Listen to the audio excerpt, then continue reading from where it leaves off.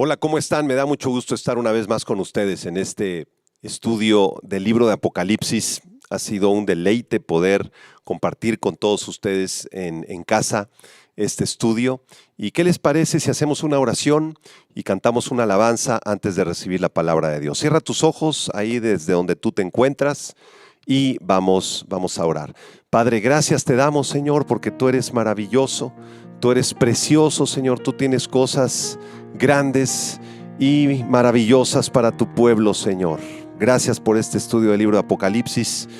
Te pedimos que abras nuestros oídos y nuestros ojos para comprender las profundidades preciosas de tu palabra, Señor, y que nuestros corazones sean transformados en ella, en Cristo Jesús.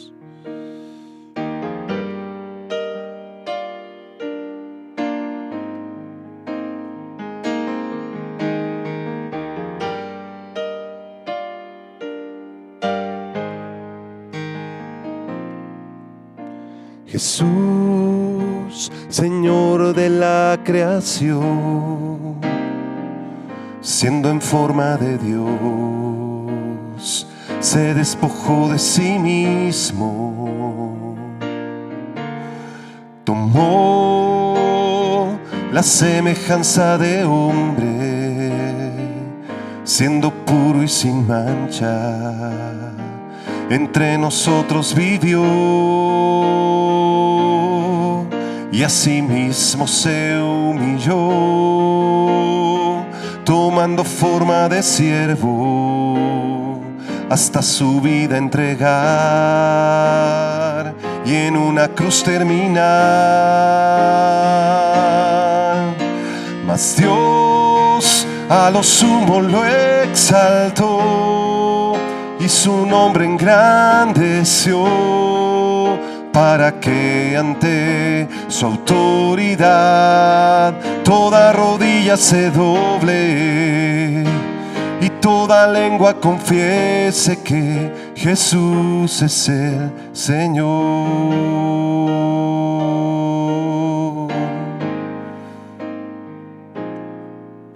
Jesús, Señor de la creación, siendo en forma de Dios, se despojó de sí mismo, tomó la semejanza de hombre y siendo puro y sin mancha, entre nosotros vivió y asimismo se humilló, tomando forma de siervo, hasta su vida entregar y en una cruz terminar. Mas Dios a lo sumo lo exaltó y su nombre engrandeció, para que ante su autoridad toda rodilla se doble y toda lengua confiese que Jesús es el Señor.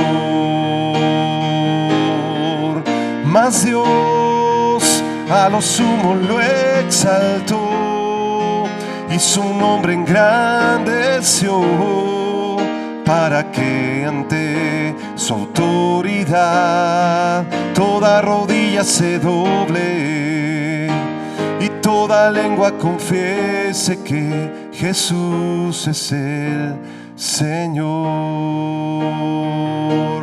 El Señor es Señor, el Señor.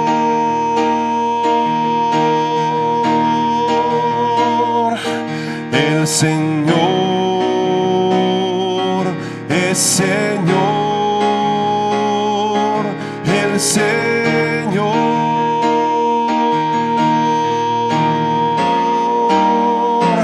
El Señor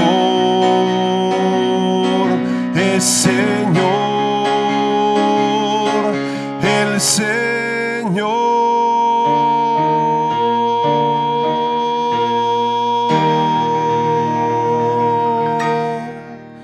Él es el Señor del cielo y de la tierra, y a Él le damos la honra y la adoración. Dispongamos nuestros corazones para recibir este estudio del libro de Apocalipsis.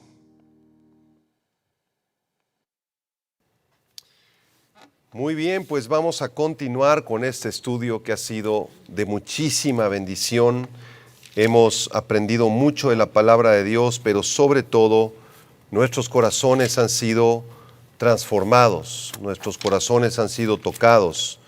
El estudio bíblico no tiene ninguna utilidad si no hay un cambio en nuestro corazón, si no hay un deseo profundo de buscar a Dios cada día y en los momentos en donde inicia el día, donde termina el día, pasar un tiempo de oración, de gratitud y de adoración a nuestro Dios. Así que abre tu Biblia en este momento en Apocalipsis capítulo 11. Yo espero que este estudio nos lleve aún más a un deseo de adorar al Señor, de estar en comunión cercana con Él. Vámonos a Apocalipsis capítulo 11, por favor, versículo del 1 al 14, en un tema que se titula Los dos testigos. Dice así el apóstol Juan: Entonces me fue dada una caña semejante a una vara de medir, y se me dijo: levántate y mide el templo de Dios y el altar y a los que adoran en él. Pero el patio que está fuera del templo, déjalo aparte y no lo midas, porque ha sido entregado a los gentiles, y ellos hollarán la ciudad santa 42 meses. Y daré a mis dos testigos que profeticen por 1260 días, vestidos de cilicio. Estos testigos son los dos olivos y los dos candeleros que están en pie delante del Dios de la tierra. Si alguno quiere dañarlos, sale fuego de la boca de ellos y devora a sus enemigos. Y si alguno quiere hacerles daño, debe morir él de la misma manera. Estos tienen poder para cerrar el cielo a fin de que no llueva en los días de su profecía, y tienen poder sobre las aguas para convertirlas en sangre y para herir la tierra con toda plaga cuantas veces quieran. Cuando hayan acabado su testimonio, la bestia que sube del abismo hará guerra contra ellos y los vencerá y los matará. Y sus cadáveres estarán en la plaza de la grande ciudad, que en sentido espiritual se llama Sodoma y Egipto, donde también nuestro Señor fue crucificado. Y los de los pueblos, tribus, lenguas y naciones verán sus cadáveres por 3 días y medio y no permitirán que sean sepultados. Y los moradores de la tierra se regocijarán sobre ellos y se alegrarán y enviarán regalos unos a otros, porque estos dos profetas habían atormentado a los moradores de la tierra. Verso 11. Pero después de 3 días y medio, entró en ellos el espíritu de vida enviado por Dios, y se levantaron sobre sus pies, y cayó gran temor sobre los que los vieron. Y oyeron una voz grande del cielo que les decía: subid acá. Y subieron al cielo en una nube, y sus enemigos los vieron. En aquella hora hubo un gran terremoto, y la 10ª parte de la ciudad se derrumbó. Y por el terremoto murieron en número de 7,000 hombres, y los demás se aterrorizaron y dieron gloria al Dios del cielo. El segundo ay pasó, he aquí el tercer ay viene pronto. Amados hermanos, la asombrosa historia de la nación de Israel ha estado asociada con los diferentes templos que se han construido en la santa ciudad desde la antigüedad. La Biblia menciona específicamente 5 templos que se han construido en la ciudad de Jerusalén. 3 de ellos ya existieron en el pasado y 2 de ellos son templos futuros. 3 ya se construyeron y ya pertenecen al pasado, y 2, repito, pertenecen a las profecías bíblicas. El primer templo fue sin duda el majestuoso templo que edificó Salomón. Este templo fue ordenado por Dios a David, y aunque él no pudo edificarlo, fue su hijo Salomón el que edificó este majestuoso templo en la ciudad de Jerusalén. Cuando este templo fue dedicado, el rey Salomón hizo una oración preciosa que está registrada en el primer libro de Reyes, capítulo 8, versículo 23 y 24. Jehová, Dios de Israel, no hay otro Dios como tú, ni arriba en los cielos, ni abajo en la tierra, que guardas el pacto y la misericordia de tus siervos, los que andan delante de ti con todo su corazón, que has cumplido a tu siervo David, mi padre, lo que le prometiste. Lo dijiste con tu boca y con tu mano lo has cumplido, como sucede en este día. Y este templo era una cosa maravillosa. Dios le reveló los planos al rey David. Él nunca lo pudo construir, pero su hijo Salomón fue quien lo edificó. Este templo tenía en el patio exterior el mar de bronce y el altar del holocausto. Adentro, en el lugar santo, se encontraba la mesa de los panes de la proposición, el candelabro de oro y el altar del incienso. Y en el lugar santísimo se encontraba el arca del pacto con la vara de Aarón que reverdeció, las tablas de los 10 mandamientos y el maná que cayó del cielo.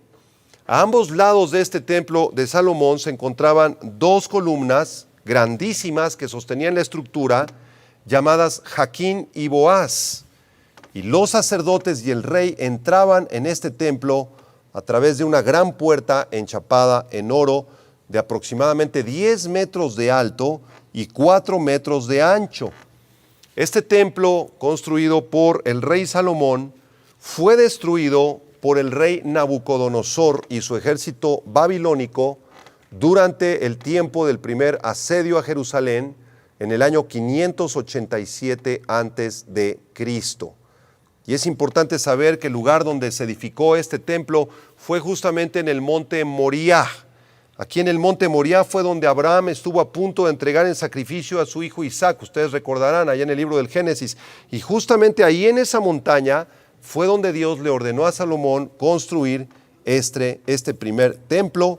Y justo ahí en ese monte es donde se construirían los siguientes 2 templos.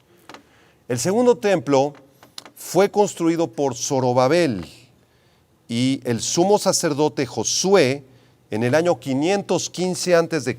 durante el reinado de Darío I de Persia.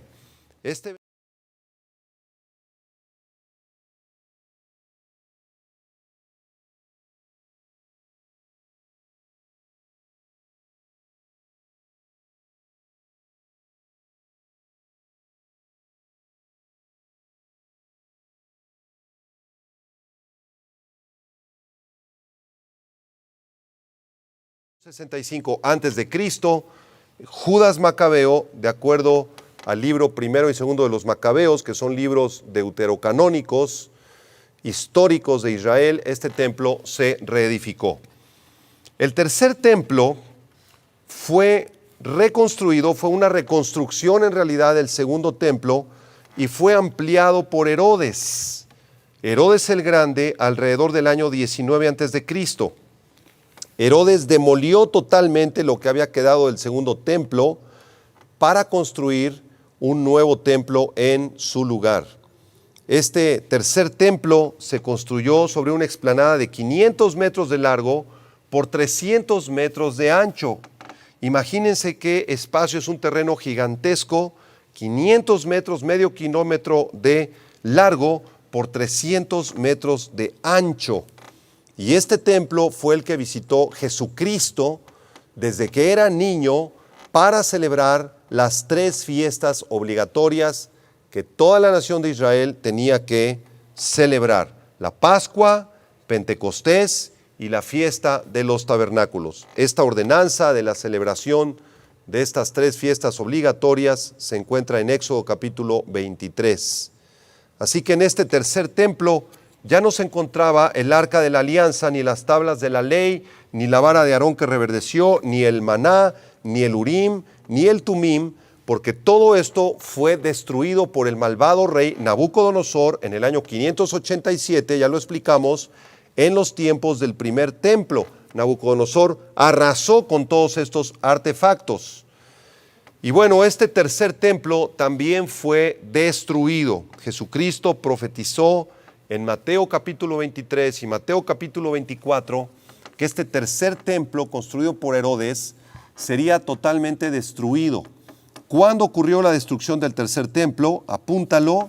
Ocurrió en el año 70 después de Cristo, cuando el general romano Tito entró a la ciudad de Jerusalén, la sitió por varios días, no permitió que entrara agua ni saliera agua, comenzó a infiltrar a sus soldados, no permitió que personas salieran y entraran más que sus soldados, y los judíos comenzaron a morir de sed y de hambre. Cuando ellos se encontraban debilitados es que Tito entró y entonces conquista la ciudad de Jerusalén y derriba las murallas del templo. Quemó absolutamente todo Tito. Solamente quedó el muro oriental, conocido ahora como el Muro de los Lamentos. Fue lo único que quedó de este tercer templo. Y desde el año 70 hasta la fecha no hay templo en Jerusalén. No existe el templo en Jerusalén, no hay sacrificios en Jerusalén, no hay culto en Jerusalén más que en las sinagogas judías, porque no existe el templo, fue destruido en el año 70. Ahora, la Biblia profetiza que un cuarto templo será construido y está esperando todavía su edificación. Los judíos, toda la nación de Israel, hacen oración hasta el día de hoy 3 veces al día, pidiéndole al Señor por la reconstrucción del cuarto templo. Y según el pasaje que vamos a estudiar en Apocalipsis capítulo 11, este templo de Jerusalén necesariamente tiene que ser reconstruido en los próximos meses o en los próximos años. Este cuarto templo, el templo de la tribulación, porque durante la primera mitad de la tribulación, la primera mitad de la semana septuagésima de Daniel, la nación de Israel va a adorar en el templo, va a ofrecer sacrificios, van a haber rituales conforme al libro de Levítico, se van a celebrar las 3 fiestas que mencionamos, la Pascua, Pentecostés y Tabernáculos. Y ahí en este templo, a la mitad de la septuagésima semana de Daniel, el anticristo va a profanarlo, va a ofrecer un sacrificio, tal vez de un animal inmundo, posiblemente sea un cerdo. De acuerdo a Daniel 9, versículo 27, el anticristo quebrantará su pacto de paz, que ya estudiamos en el primer sello del capítulo 6 de Apocalipsis, y va a entrar al templo y se va a erigir él mismo como si fuera Dios. Va a profanar el templo judío. Y es impresionante que actualmente hay un hombre que se llama Gersón Salomón. Él es el director de la organización El Monte del Templo, o The Temple Institute. Tú lo puedes buscar en internet como Temple Institute o el Instituto del Templo.org. Y este hombre de apellido Salomón, curiosamente, trabaja actualmente para promover la reconstrucción de este cuarto templo de Jerusalén. Si tú te metes a su página de internet, te vas a dar cuenta que ya tienen la maqueta, ya tienen los fondos económicos, ya tienen los utensilios, y el que es director de la oficina, el rabino Chaim Richman, ¿verdad?, está preparando ya a los sacerdotes que van a oficiar en el templo en cuanto se reconstruya.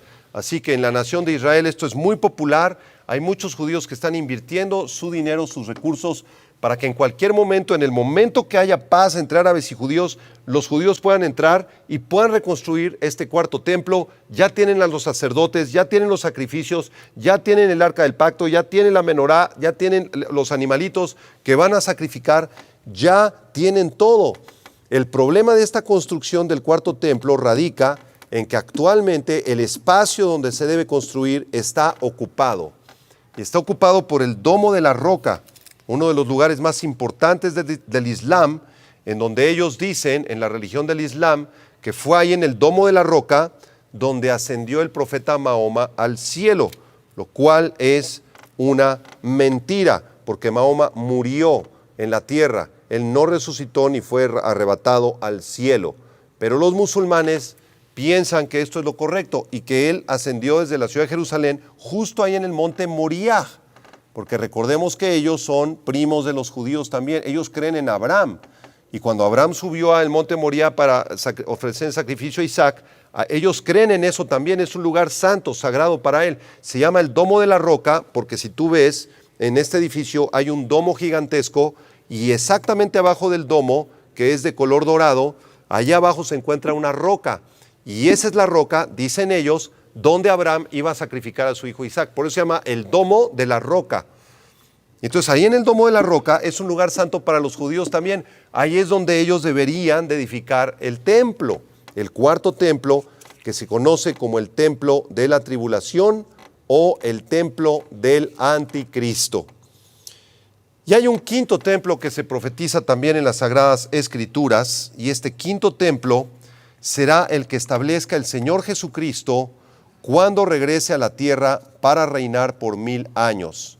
Este templo se describe en el libro del profeta Ezequiel, en el capítulo 40 al capítulo 48. Es un templo maravilloso, un templo gigantesco, donde van a brotar aguas salutíferas y el agua va a salir un torrente hacia el mar Mediterráneo y el otro hacia el mar Muerto.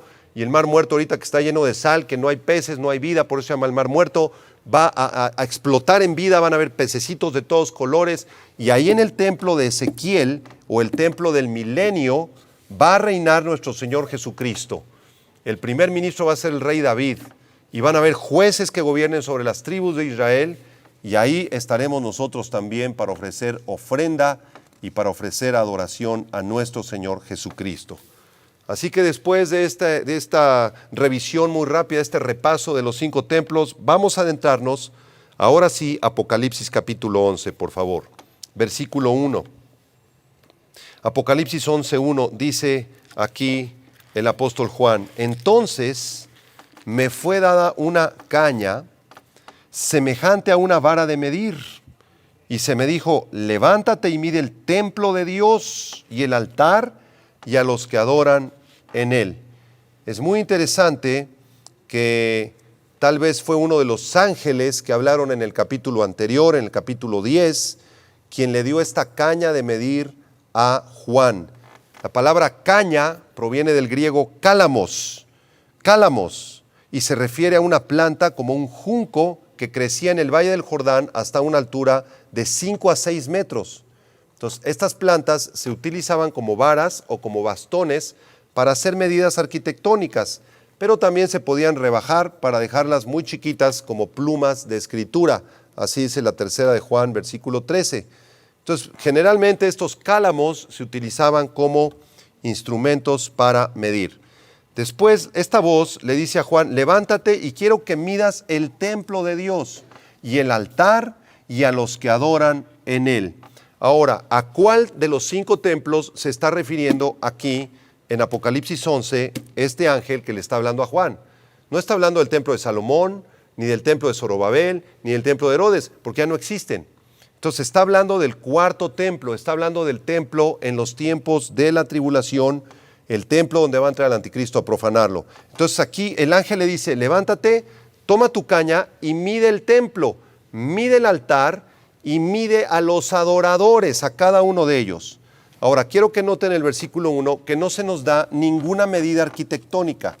No se nos dice cuántos codos mide el templo, ni el altar, ni los adoradores, su estatura. Entonces, la intención aquí de Juan no es medir el templo con medidas arquitectónicas, sino más bien es una instrucción para medir al templo como un símbolo de pertenencia de Dios. O sea, era como un límite, haz de cuenta, donde Juan está midiendo el templo, y lo que Juan mide le pertenece a Dios, y ni Satanás ni el anticristo podía tocarlo.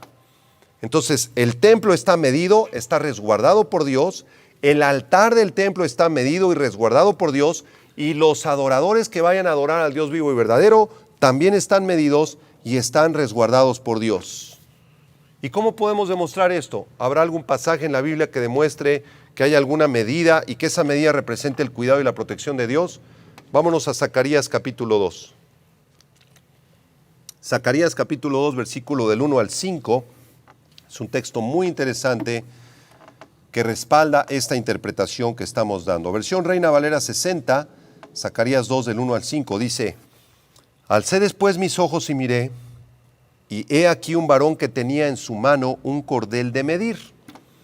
Y le dije: ¿a dónde vas? Y él me respondió, a medir a Jerusalén para ver cuánta es su anchura y cuánta su longitud. Tampoco se dan aquí medidas arquitectónicas. Versículo 3. Y he aquí salía aquel ángel que hablaba conmigo, y otro ángel le salió al encuentro y le dijo, corre, habla a este joven diciendo, sin muros será habitada Jerusalén a causa de la multitud de hombres y de ganado en medio de ellas. Versículo 5. Yo seré para ella, dice Jehová, muro de fuego en derredor, y para gloria estaré en medio de ella. O sea, no hay necesidad de murallas, no hay necesidad de eso, sino que yo, dice Jehová, seré su protección, seré fuego en derredor y gloria en medio de ella. Entonces, este es un claro ejemplo en la Biblia de que cuando Dios manda medir algo y no se dan las medidas en metros o en codos, eso es un símbolo de su protección. Así que nuestra conclusión es correcta en Apocalipsis 11, versículo 1, el templo, el altar donde se ofrece adoración y los adoradores, todo el pueblo de Israel que vaya a adorar al Mesías a través del Evangelio que ya recibieron, ¿verdad? Ellos estarán protegidos por Dios, nadie podrá hacerles absolutamente nada. Vamos al versículo 2, Apocalipsis 11, 2. Dice así, pero el patio que está fuera del templo, déjalo aparte y no lo midas, porque ha sido entregado a los gentiles, y ellos hollarán o pisotearán la ciudad santa 42 meses. Entonces Juan aquí recibe la instrucción que mida el templo, el altar, los adoradores, pero que no mida el patio de afuera. ¿Cuál era el patio de afuera? Este era el patio de los gentiles, el patio de los gentiles. Este patio se ubicaba fuera del atrio donde estaba el altar del holocausto, y los gentiles no podían traspasar ese patio para introducirse al templo porque se consideraba una profanación. Si un gentil brincaba las barras o los muros del patio de los gentiles, lo mataban a pedradas. Lo mataban a pedradas. Así que estos gentiles que no pertenecen al Señor serán servidores de Satanás en el tiempo de la tribulación, se burlarán de Israel, se burlarán de Dios, pisotearán la ciudad durante 42 meses. Estos 42 meses corresponden a los 3 años y medio de la segunda mitad de la tribulación. Así que este periodo, ¿verdad?, corresponde al final de los tiempos de los gentiles, cuando Israel y la ciudad de Jerusalén se vean rodeadas por ejércitos enemigos. Este es el final del tiempo de los gentiles. La conversión de los judíos que queden durante el tiempo de la tribulación en Jerusalén y en el mundo entero será entonces por quienes van a estar predicando en el templo, que son justamente estos dos testigos. Dice el versículo 2, y daré a mis 2 testigos que profeticen por 1260 días vestidos de silicio.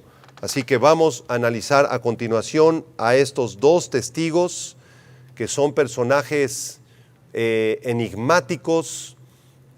Los teólogos no se ponen de acuerdo en saber quiénes son estos 2 testigos, cuáles van a ser sus funciones, cuál va a ser su deber. Así que a continuación vamos a tratar de dar una explicación bíblica en base a 7 características de estos 2 grandes hombres de Dios. Vamos al versículo 3, por favor, y vamos a analizar en primer lugar el deber o la misión de estos 2 testigos. Dice el versículo 3, y daré a mis 2 testigos que profeticen por 1260 días. Entonces, aquí no se nos dice quién les da la autoridad a estos 2 testigos para predicar o para profetizar, pero lo que sí se nos dice es que son 2 testigos. Y es importante que apuntes la palabra testigo en la Biblia. La palabra testigos es el plural de la palabra griega martus. Martus, que describe a una persona que ha dado su vida por la causa del Evangelio. Así que un testigo es aquel que está dispuesto a morir por causa de Cristo. Esta palabra martus se emplea siempre para identificar a personas de forma individual, no a movimientos sociales, como algunos han pensado. Entonces, estos 2 testigos No es un movimiento social, no es un movimiento político en los tiempos de la tribulación. Son dos seres humanos, son dos personas. Y la siguiente pregunta es, ¿por qué son dos? ¿Por qué Dios no manda un testigo, 3 testigos o 5 testigos? ¿Por qué son 2 testigos? Porque el número 2 en la Biblia, apúntalo, se utiliza siempre para confirmar un hecho o para comprobar un testimonio como verdadero. Siempre Dios llama a 2 testigos para validar ese testimonio o considerarlo como verídico, ¿sí? Si había un pleito, si había un problema, siempre se necesitaban 2 testigos para confirmar ese hecho. ¿Por qué razón? Porque al menos 2 personas pueden dar 2 puntos de vista distintos acerca de la verdad y se puede confirmar si lo que están diciendo es verdadero. Entonces hay muchos pasajes en la Biblia como Deuteronomio 17, verso 6, Deuteronomio 19, verso 15, Mateo 18, 16, en donde se nos habla de que Dios ha determinado 2 testigos para darle validez a un hecho. Ahora estos 2 valientes de Dios, estos 2 testigos, son enviados para profetizar. Aquí está su deber o su misión. Fueron enviados para profetizar. Y esta palabra profecía, profeteia, no se refiere necesariamente a predecir el futuro en el Nuevo Testamento, sino que más bien tiene que ver con el hecho de proclamar la palabra de Dios, de predicar la palabra de Dios. Entonces la misión de estos 2 grandes hombres de Dios va a ser proclamar al mundo entero el mensaje de arrepentimiento delante de los horrores de los juicios de Dios que habrán venido sobre el mundo de aquel entonces. Así que estos 2 testigos le van a advertir al mundo que vienen más juicios todavía. Ya viene muy pronto la 7ª trompeta y después vendrán las 7 copas de la ira de Dios y van a llamar desesperadamente a las personas de todo el mundo a que se arrepientan, que se vuelvan a Dios, que crean en Jesucristo, que libren sus almas del engaño de Satanás y de sus demonios y que libren sus almas de ir al infierno. Estos 2 testigos van a ser vistos, como lo vamos a ver más adelante, en todo el planeta Tierra. ¿Cómo van a ser estos 2 hombres que van a estar en el templo de Jerusalén para que los vean en todo el planeta Tierra? Seguramente a través de los medios electrónicos. Seguramente Dios permitirá todavía tal vez el uso del internet, de los satélites, de las redes sociales, no sabemos. Y el mensaje de estos 2 hombres desde el templo de la tribulación va a ser escuchado en todo el planeta Tierra. ¡Qué maravilloso! Y de la misma forma, ¿verdad? Dios ha levantado actualmente predicadores de su santa palabra con el mismo mensaje de arrepentimiento para nuestros tiempos. Recordemos que es una obligación, es un mandamiento y además es un privilegio, sobre todo, poder obedecer este mandato de Dios de predicar la palabra, de predicar el evangelio. Tal vez tú acabas de conocer a Cristo hace 3 meses, hace 6 meses, hace 1 año. Sabes que este mandamiento también es para ti. Tú puedes aprender cómo compartir la palabra de Dios, cómo compartir el evangelio, darles tu testimonio, cómo era tu vida antes de Cristo, cómo conociste a Cristo, cómo es tu vida ahora después de haber conocido a Cristo, y llevar a tus amigos, a tus familiares, a tu mamá, a tus papás, a tus hermanos, a la cruz para que se arrepientan. Porque solamente a través de la cruz puede haber perdón de pecados y vida eterna. Este mandamiento de predicar la palabra de Dios es para todos los cristianos. Así está en 2 de Timoteo capítulo 4, versículo 1 y 2. Dice 2 de Timoteo 4, 1 y 2, te encarezco, te mando, te ordeno delante de Dios y del Señor Jesucristo, que juzgará a los vivos y a los muertos en su manifestación y en su reino, que prediques la palabra, le dice Pablo a Timoteo.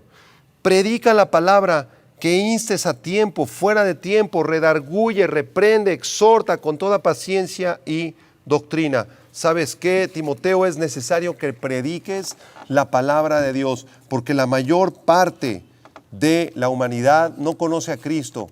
Y si se van a Cristo, a la muerte, sin Cristo a la muerte, van a terminar en el infierno, en la condenación eterna. Por eso es importantísimo que podamos obedecer este mandamiento y seguir el ejemplo de estos 2 testigos que van a predicar desde el templo de Jerusalén. Ahora, el periodo del ministerio de estos 2 testigos, de acuerdo a Apocalipsis 11, versículo 3, será de 1260 días. Si tú sacas la cuenta, te vas a dar cuenta que 1260 días corresponde a los últimos 3 años y medio de la tribulación, la segunda mitad de la 70ª semana de Daniel, justo cuando el anticristo derrame toda su furia sobre la ciudad de Jerusalén y muchos judíos tengan que huir al desierto. Vamos ahora a ver una segunda característica de estos dos testigos. Vamos a ver su actitud y creo que vamos a aprender mucho de ellos en esta tarde. Vamos a ver la actitud de los dos testigos. Apocalipsis 11, versículo 3, y esta actitud se revela a través de su vestimenta. Dice Apocalipsis 11:3, la última parte, que estaban vestidos de cilicio. Vestidos de cilicio. El cilicio era una ropa áspera, una especie de chaleco muy pesado, muy tosco, que se usaba en los tiempos antiguos como símbolo de luto, de angustia, de dolor y de humildad. Hay varios personajes en la Biblia que utilizaron este cilicio. Por ejemplo, Jacob se puso cilicio cuando pensó que su hijo José había muerto en Génesis 37-34. David ordenó a las personas vestir cilicio después de la muerte de Abner y vistió el mismo cilicio durante la plaga que Dios envió en respuesta a su pecado de censar el pueblo. En primer libro de Crónicas, capítulo 21, verso 16, David se pone cilicio ante su propia desobediencia como un símbolo de arrepentimiento, de humildad, de angustia santa delante de Dios, de dolor santo delante de Dios. El rey Joram también utilizó cilicio durante el sitio de Samaria, en segundo libro de Reyes, capítulo 6, verso 30, y también lo hizo el rey Ezequías cuando fue atacada Jerusalén. En segundo libro de Reyes, capítulo 19, verso 1, Ezequías se pone esta especie de chaleco como una señal de humildad, de dolor, de luto y además de oración a Dios. Job usó cilicio en Job 16:15, Isaías se puso un chaleco de cilicio en Isaías 22, Daniel se puso un chaleco de cilicio en Daniel 9, versículo 3. Y al igual que Jacob y que David y que el rey Joram y que Job, Isaías y Daniel, también los dos testigos se vestirán de cilicio como una demostración práctica para expresar su gran tristeza por el mundo incrédulo, atormentado por los juicios de Dios, invadido de huestes de demonio, poblado de personas malvadas. O sea, estos dos testigos se van a poner cilicio como una representación de angustia, de dolor, de humildad, para que Dios salve a la humanidad pecadora en los tiempos del anticristo. También ellos se van a lamentar por la profanación del templo. Recuerden que el anticristo va a profanar el templo, ya lo vimos en Daniel 9:27, y va a entrar a ofrecer un sacrificio inmundo. Y estos dos testigos se lamentarán profundamente por esto.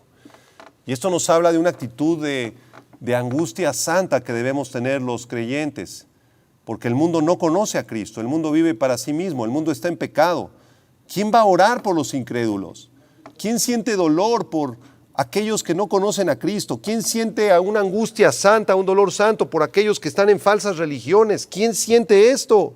Nosotros, los hijos de Dios, debemos de sentirlo, porque así nos lo revela la Biblia en la actitud de los dos testigos. Pablo le dice a Timoteo en su primera carta, capítulo 2, 1 Timoteo 2, versículo 1, te exhorto, Timoteo, a que hagan rogativas, oraciones, peticiones y acciones de gracias por todos los hombres. Oren por todos los hombres, por todos los países del mundo, por todos los pueblitos del mundo, porque el mundo está lleno de incredulidad. El Dios de este mundo les ha cegado su entendimiento para que no les resplandezca la gloria del Evangelio en la faz de Jesucristo, dice Pablo en Corintios. ¿Quién va a orar por ellos? ¿Quién se va a preocupar por los que no conocen a Cristo? ¿Quién va a pensar en los más pobres, en los más necesitados, en aquellos que no conocen del Señor? ¿Sabes quién va a pensar en ellos? ¿Sabes quién va a orar por ellos? Nosotros. Conozco un hermano que en su oficina puso un mapamundi, así el mapa del mundo, y cada día se pone a orar y el Espíritu Santo lo lleva a veces a orar por China, luego por Irlanda, por la India, por Japón, por México, los pueblitos, por Estados Unidos, por Canadá, y ahí él comienza a orar, porque esto es bíblico. Debemos preocuparnos por los demás y debemos orar por la salvación de los demás. Esa es la actitud de los dos testigos. Pero vamos a ver una tercera característica en ellos. Regresen a Apocalipsis 11, versículo 4. Apocalipsis 11, 4. vamos a estudiar un poco la identidad de estos dos testigos. Dice Apocalipsis 11:4, estos testigos son los dos olivos y los dos candeleros que están en pie delante del Dios de la tierra. Muchos se han preguntado, ¿quiénes son estos dos testigos? ¿Será Juan el Bautista? ¿Será Moisés? ¿Será Enoc? ¿Será Elías y Moisés? ¿Será Juan el Bautista y Elías? Entonces, ¿quiénes son estos dos testigos? Aquí en el versículo 4 nos lo dice claramente Juan. Juan nos dice aquí, estos testigos son los dos olivos y son los dos candeleros que están en pie delante de Dios de la tierra. Bueno, esta figura es tomada del libro de Zacarías. Vámonos a Zacarías capítulo 4, porque aquí vamos a tener una pista para acercarnos a la identidad o a la posible identidad de estos dos testigos. En Zacarías capítulo 4 el profeta tiene una visión. Y miren qué interesante su visión. Zacarías 4 del 1 al 6 primero dice, volvió el ángel que hablaba conmigo y me despertó como un hombre que es despertado de su sueño. Y me dijo, ¿qué ves? Y respondí, he mirado y he aquí un candelabro todo de oro. Un candelabro, aquí está viendo la menorá, que es la lámpara que se construyó para el tabernáculo de 7 velitas, que por cierto es el logotipo de esta iglesia Vida Nueva para el Mundo. Está viendo este candelabro todo de oro con un depósito encima. Imagínense este candelabro con un depósito encima. A ver si podemos pasar ahí la lámina. Hay un depósito encima y sus 7 lámparas de este candelabro están por encima del candelabro y 7 tubos para las lámparas que están encima de él.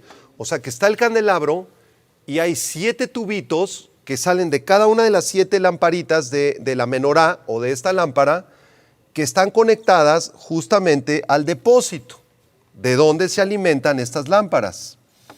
Junto a él, o sea, junto al candelabro, 2 olivos que ahí se ven en la figura, en la lámina. Hay 2 olivos, el uno a la derecha del depósito y el otro a la izquierda del depósito. Zacarías nos dice, proseguí y hablé diciendo a aquel ángel que hablaba conmigo, ¿qué es esto, Señor mío? ¿Qué es esto? Y el ángel que hablaba conmigo respondió y me dijo, ¿no sabes qué es esto? Y Zacarías le respondió, no, Señor mío. No tenía ni idea Zacarías de lo que significaba esta visión. Versículo 6. Entonces respondió el ángel y me habló diciendo, esta es palabra de Jehová a Zorobabel, que dice, no con ejército ni con fuerza, sino con mi espíritu, ha dicho Jehová de los ejércitos. O sea que era una profecía para Zorobabel. ¿Quién era Zorobabel? El que construyó el segundo templo. Ya lo vimos en la introducción. Ahora, vamos al versículo 11, por favor. Zacarías 4, versículo 11 al 14, porque aquí viene la interpretación de manera muy específica. Dice Zacarías, hablé más y le dije, Señor, ¿qué significan estos 2 olivos a la derecha del candelabro y a la izquierda del candelabro? Pongan otra vez la lámina para que lo vean. Estos 2 olivos estaban a la derecha, estaban a la izquierda, el candelabro estaba al centro y el depósito del aceite estaba por encima. ¿Ya lo vieron? Ahí está. Estos olivos están alimentando de aceite al depósito que está arriba de la menorá y a su vez del depósito salen 7 mangueras, 7 mangueritas que están alimentando las 7 lámparas. ¿Ya le entendieron? Ojalá que sí. Entonces Zacarías dice, ¿qué significan las 2 ramas de olivo que por medio de 2 tubos de oro vierten de sí aceite como oro? Y me respondió diciendo, ¿no sabes qué es esto? Y dije, Señor mío, no. Y aquí viene la respuesta en el versículo 14. Estos son los 2 ungidos que están delante del Señor de toda la tierra, igual que en Apocalipsis capítulo 11. Entonces, esta es una profecía extraordinaria de Zacarías que tuvo un cumplimiento en su tiempo y tendrá un segundo cumplimiento en la tribulación. Es una profecía de doble cumplimiento. El primer cumplimiento ocurrió cuando el sumo sacerdote Josué, que aparece en Zacarías capítulo 3, junto con el líder político Zorobabel, planearon la edificación del segundo templo. Ellos son los 2 olivos de esta profecía de Zacarías. Josué, el sumo sacerdote o el líder religioso, y Zorobabel, que era el líder político. Entonces, la palabra de Dios con la fuerza del gobierno de Israel, ¿verdad?, representados en Josué y en Zorobabel, planearon la edificación del segundo templo, del templo de Zorobabel. Esa fue la primera vez que se cumplió esta profecía. Ahora, vamos a ver en el futuro. En el futuro, estos dos olivos de Apocalipsis 11 están representando a los dos testigos que comenzarán el proyecto de construcción del quinto templo. Igual que Josué y Zorobabel planearon la construcción del segundo templo, los dos testigos de Apocalipsis van a comenzar el proyecto de la construcción del quinto templo antes de que inicie la tribulación.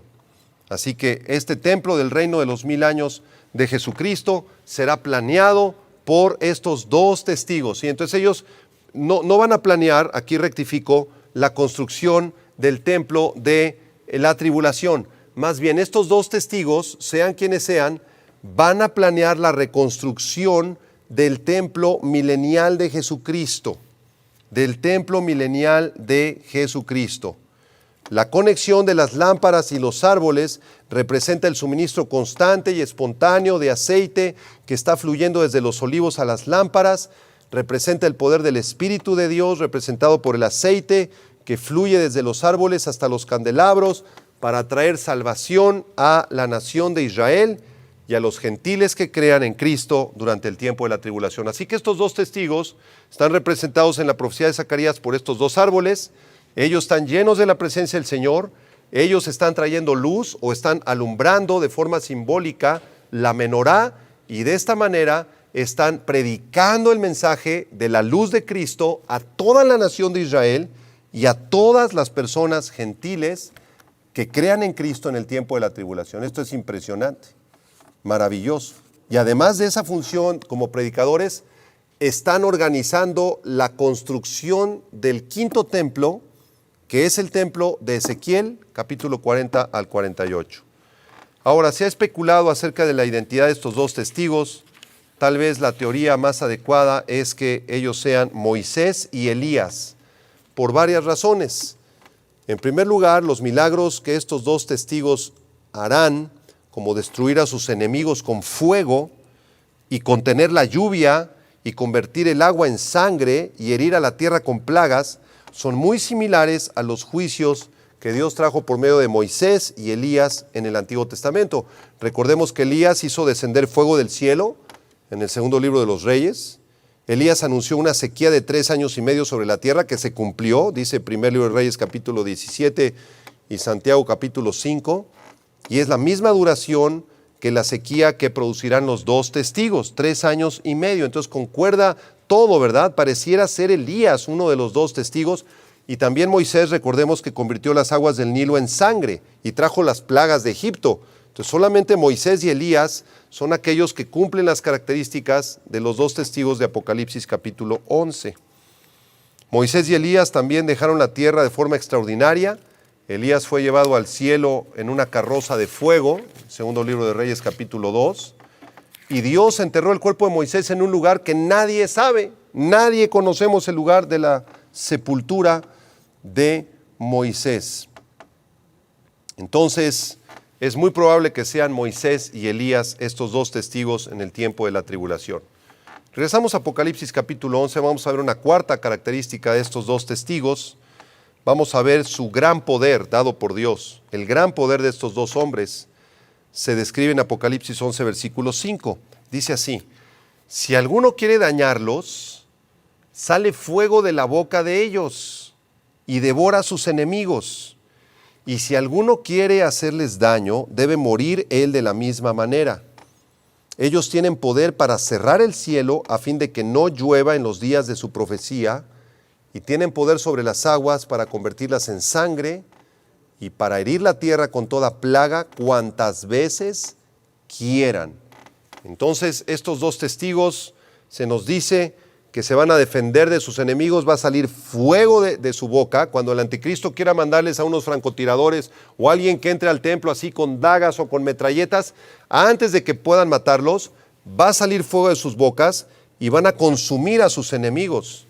Tienen poder para cerrar el cielo, como ya lo vimos que lo hizo Elías, para que no llueva en los tiempos de su profecía, y sobre las aguas para convertirlas en sangre. Así que de por sí la tierra ya ha sido devastada, hay millones de muertos en las calles, en las avenidas, en todos los países, los 200 millones de demonios que salieron del río Éufrates están devorando el planeta Tierra, están matando a millones de personas, y además de esto viene una sequía de 3 años y medio debido a estos dos testigos.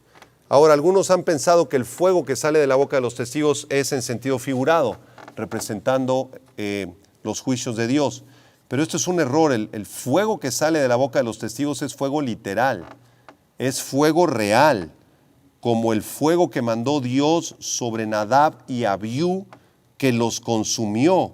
En Levítico capítulo 10, versículo 1 y versículo 2, versión Reina Valera, la Biblia dice que Nadab y Abiú, hijos de Aarón, tomaron cada uno su incensario y pusieron en ellos fuego, sobre el cual pusieron incienso, y ofrecieron delante de Jehová fuego extraño que él nunca les mandó. Ofrecieron una ofrenda, un holocausto prohibido, un holocausto de su propio corazón, de su propia carne, que el Señor nunca les había mandado. Versículo 2, y salió fuego de delante de Jehová y los quemó, y murieron delante de Jehová. Así que el fuego que envió Dios en Levítico no es figurado, no es en sentido simbólico. Fue un fuego real que consumió a estos dos muchachos, Nadab y Abiú, y los dejó reducidos a cenizas.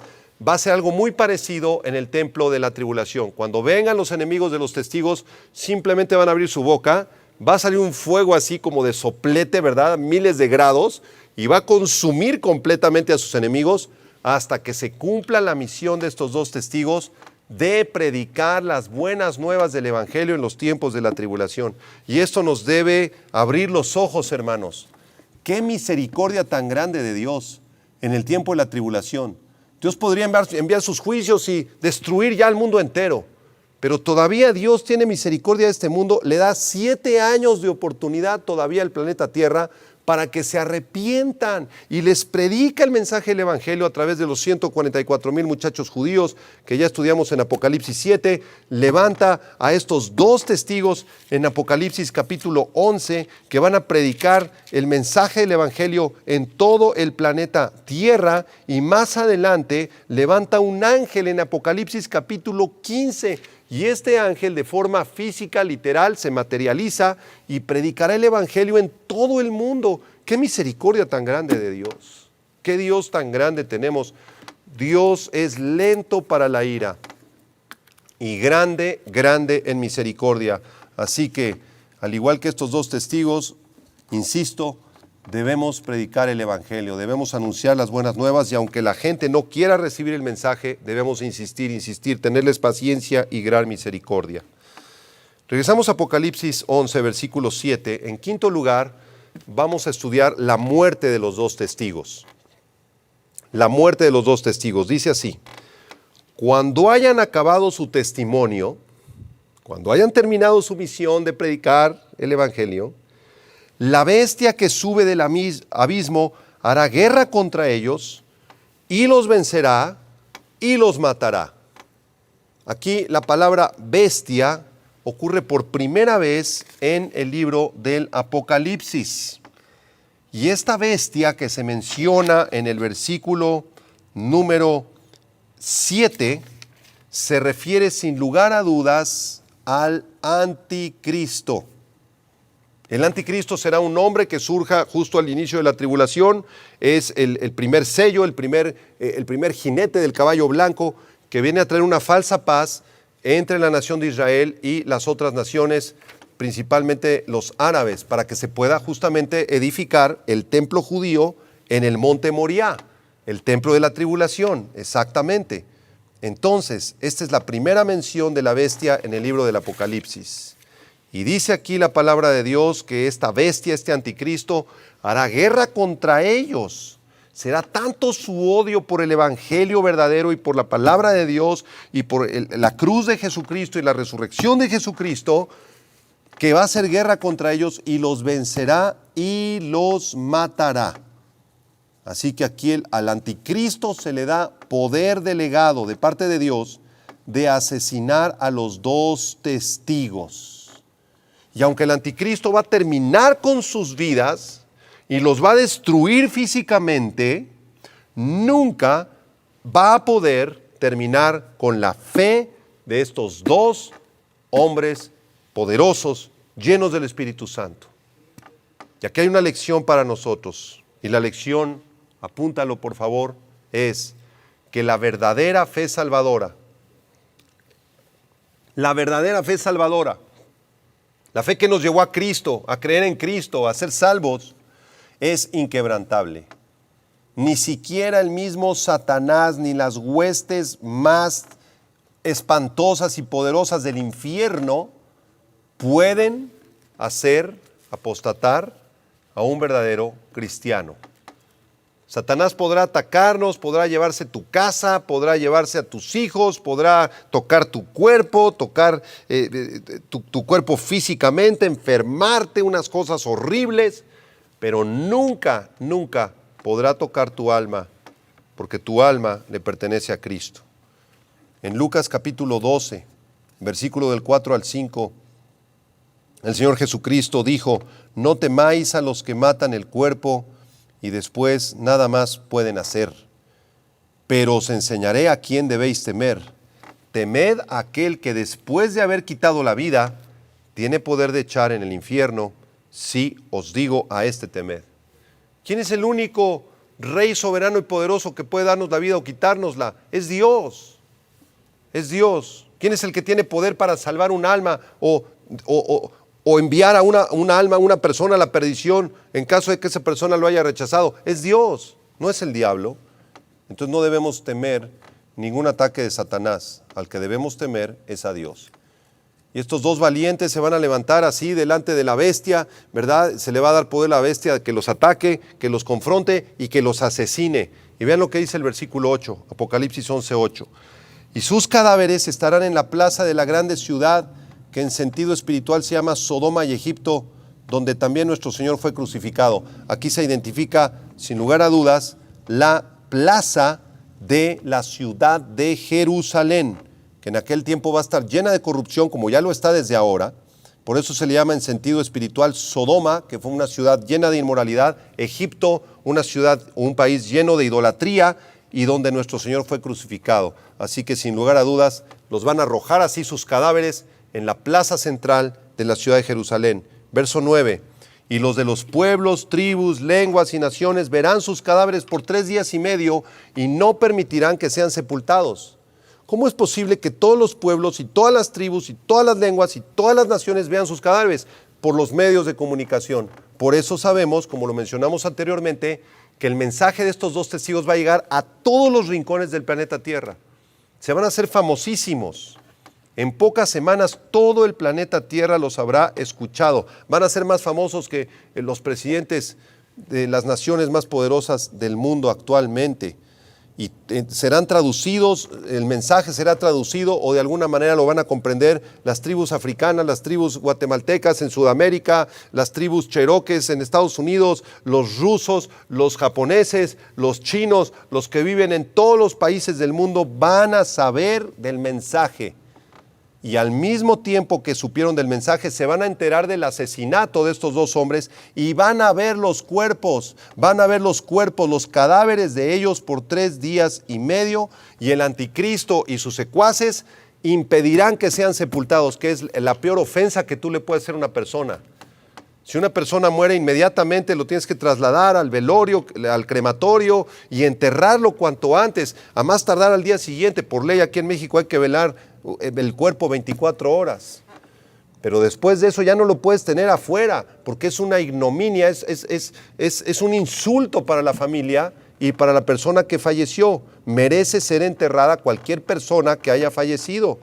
Pero aquí la bestia del anticristo, para burlarse de ellos, para en verdad causar ignominia en todo el mundo, no va a permitir que se entierren por 3 días y medio.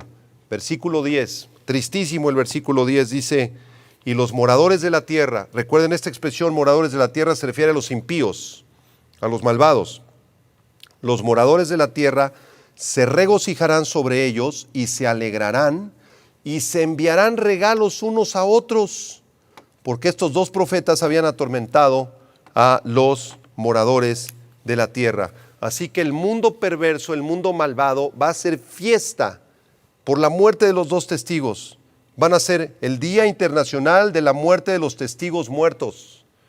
Y se van a enviar regalos unos a otros, van a celebrar por fin asesinaron a estos dos que trajeron tantas calamidades y no permitían que lloviera, y el otro hacía descender fuego del cielo y mandaron plagas sobre nosotros.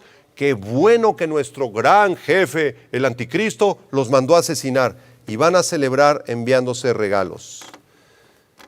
Pero vamos a la sexta característica, porque aquí no acaba la historia. Versículo 11 y 12, se van a llevar el susto de su vida, porque en el versículo 11 dice: pero después de 3 días y medio, entró en ellos el espíritu de vida enviado por Dios, y se levantaron sobre sus pies, y cayó gran temor sobre los que los vieron.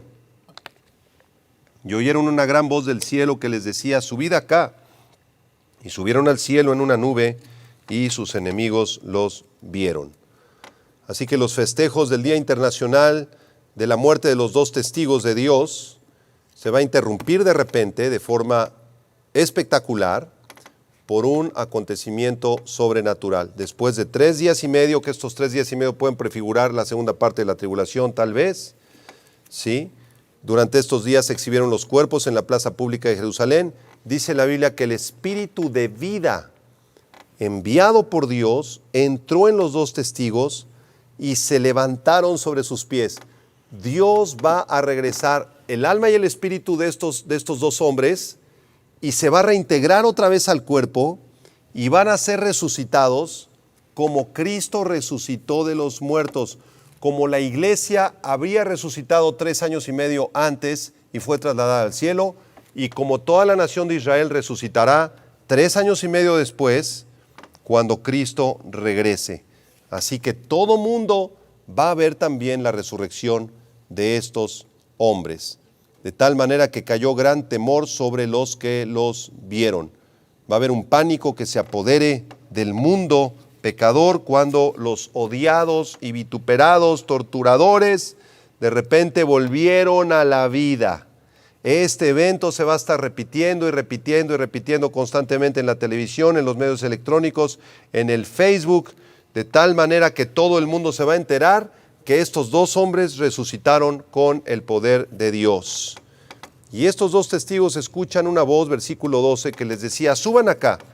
Y subieron al cielo en una nube, y sus enemigos los vieron. Sus enemigos los vieron. Así que con su ministerio completado, con su martirio, con su muerte, con su resurrección, estos dos hombres ascenderán al cielo con el mundo entero mirándolos, entrarán a la gloriosa presencia de Dios y escucharán otra voz allá en el cielo que les diga: buenos siervos, fieles, entren en el gozo de su Señor. Y aquí hay algo que debemos aprender de ellos. Ellos están dispuestos a entregar su vida por causa del Evangelio, por causa de Cristo. Y creo que es una buena pregunta para nosotros. ¿También nosotros estaremos dispuestos a entregar nuestra vida por causa del Evangelio a tal punto, a tal grado de llegar a morir por el Evangelio? Cada uno respondamos a esta pregunta.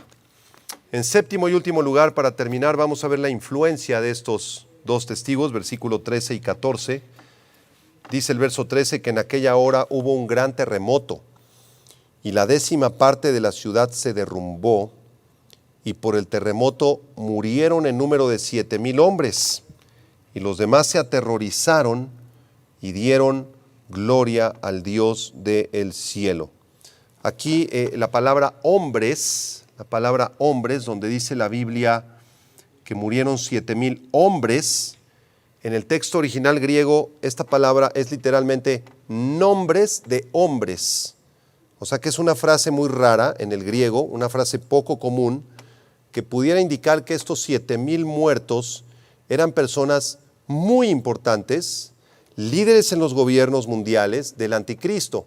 Tal vez estos 7,000 son justamente los que celebraron la muerte de los testigos unos días antes enviaron regalos celebrando por fin la muerte y el asesinato de estos dos testigos que los habían molestado tanto.